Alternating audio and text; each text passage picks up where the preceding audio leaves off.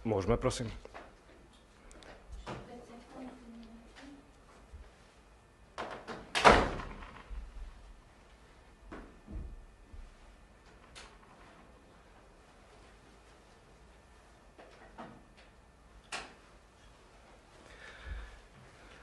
Pekný dobrý deň všetkým, vážení spoluobčania. Pokračujeme v seriáli informácií, ktoré budem postupne prinášať a rovnako aj budem informovať o úlohách, ktorými poverujem jednotlivé štátne inštitúcie, aby si buď plnili teda svoju povinnosť, alebo na moju prosbu zrealizovali niektoré odporúčania, vyšetrenia, analýzy a tak ďalej. Vyvstala taká zvláštna, zaujímavá, veľmi silná a veľmi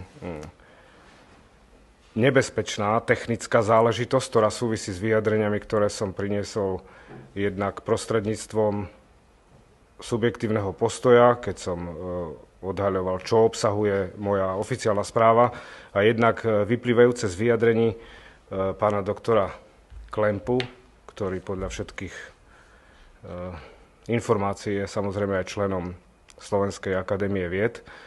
A vzhľadom k tomu, že slovenská veda sa už nejakým spôsobom vyjadrovala k mojim tvrdeniam, bez toho, že by predniesla nejaké jednoznačné fakty, závery vedeckých štúdií, argumentáciu, alebo by aj zobrala na zodpovednosť vyvrátiť moje tvrdenia, aby ukončila toto trápenie s dokladovaním, respektíve nedokladovaním a neunúvaním sa zodpovedať niektoré moje otázky. Takže keďže výsmech vede pokračuje, aj napriek upozorneniam nám tu visia podozrenia, rozhodol som sa postupne teda klásť otázky zo svojej pozície.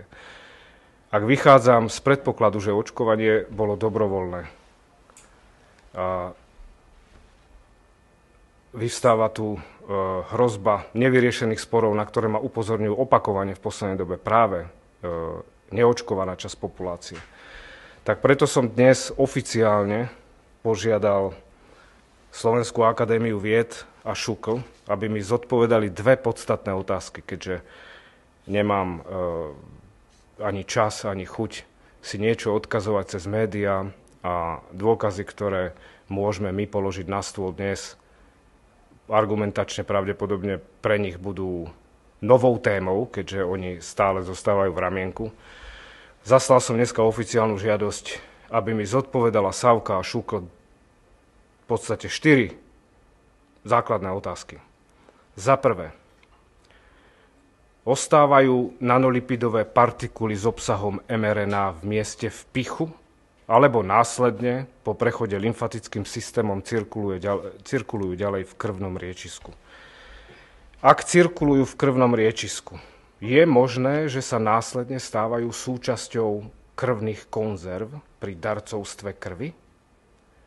Súhlasíte s vyjadrením doktora Borisa Klempu, že po aplikácii mRNA preparátov tieto nanolipidové partikuly necirkulujú v krvi?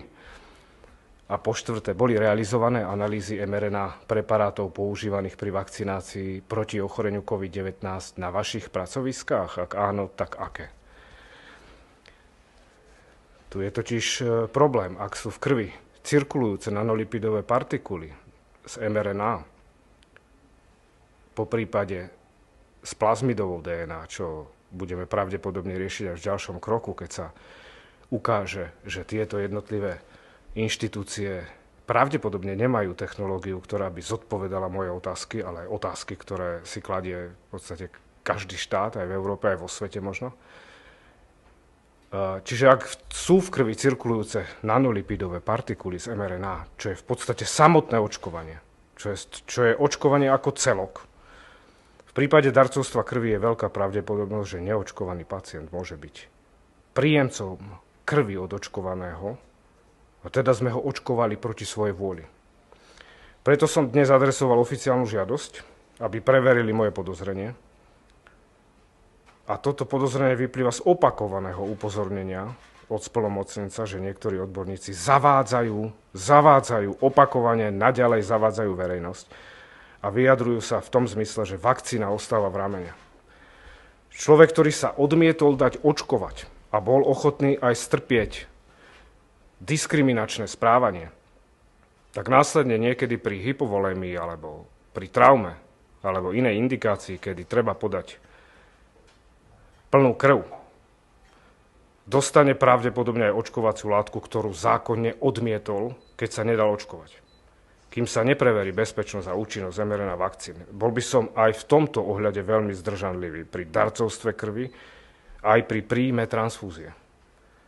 Preto budem tlačiť na zodpovedanie bazálnych otázok, či už cez vedecké orgány, vládu, alebo samozrejme aj generálnu prokuratúru, keďže sme stále podozrievaví pri možnom opakovanom porušovaní ľudských práv a svedkami zahmlievania vedeckých faktov.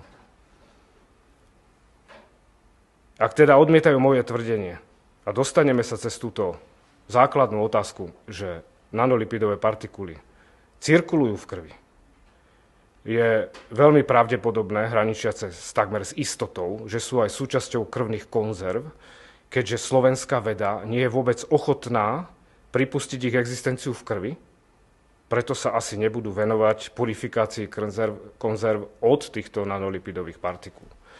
Takže na tento výsledok budem tlačiť zo všetkých možných spôsobov a strán a tým sa zodpovedajú aj otázky, či sú štruktúry ako ŠUKL, SAU a Univerzita Komenského, ktorá práve vychováva, vzdeláva lekárov, kde aj ja som bol jeden z tých študentov, ktorí tam študovali, aby sme asi aj vyvodili nejakú odbornú zodpovednosť do budúcna a vyvrátili všetky podozrenia, na ktoré poukazujem.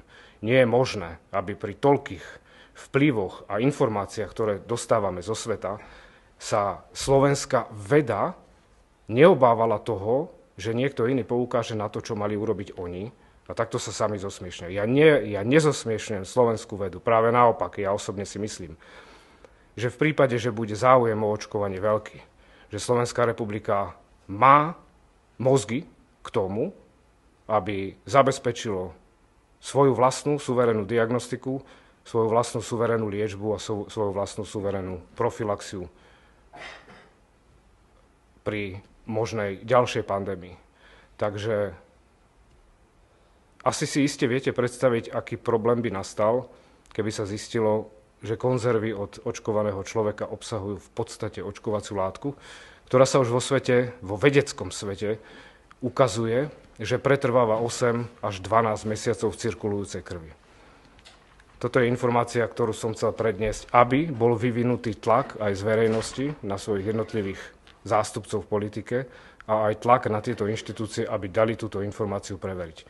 Následne budeme pokračovať ďalej a budúci týždeň by som predniesol ďalšie úlohy, ktoré by som predstavil následne verejnosti, ktoré poskytnem a požiadam jednotlivé štátne inštitúcie. Ďakujem pekne za pozornosť, ak máte nejakú otázku. Nemáte otázku, ďakujem pekne.